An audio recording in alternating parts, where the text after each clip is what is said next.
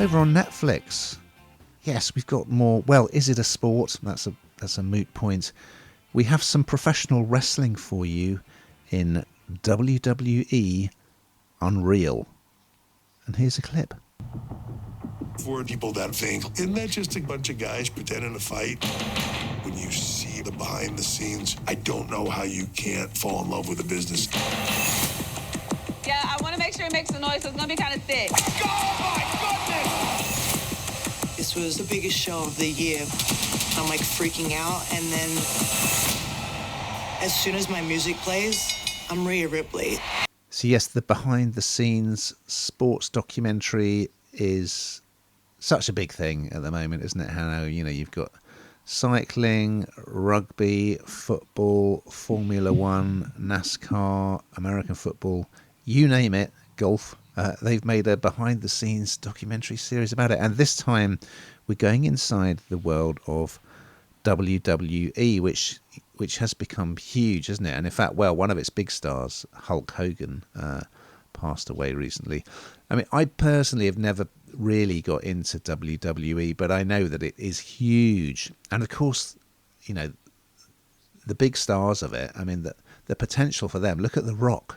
Look what happened to him. Look what happened to John Cena, who's just been in a film with Idris Elba. You know, these guys become big stars and they can make a lot of money, and then they can cross over to Hollywood, you know. So, yeah, as I say, this is going behind the scenes.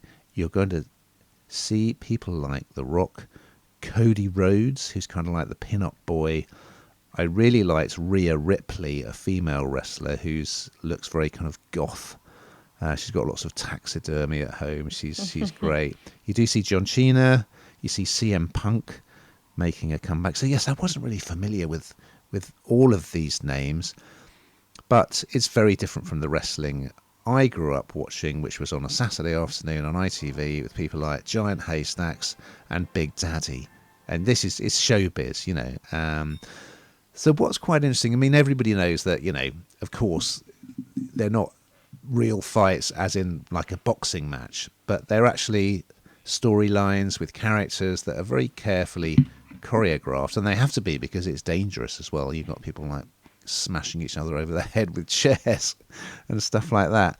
And so you find out that actually, quite interestingly, there are producers watching the action. There's a storyline that they're supposed to follow, and it's supposed to fit to a strict time as well. So they if it's overrun, they say, okay, cut out this move, that move, and they're talking into the earpiece of the referee, who can then sort of convey messages to the wrestlers. So it's all quite cleverly done. And yeah, they're larger than life characters. You've got the goodies, you've got the baddies. Sometimes they go from being one to the other.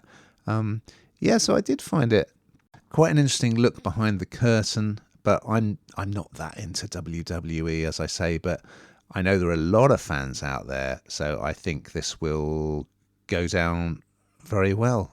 What did you think, Hannah? Do you know what? It used to be my brother, when we were younger, that would watch things like this. And I've got to be honest with you, it never felt authentic at all. I know that a lot of concerns about this has been that this is kind of taking you behind the curtain, isn't it? A little look behind the curtain that actually you might find out a bit too much and kind of ruin the whole idea of this kind of staged performance.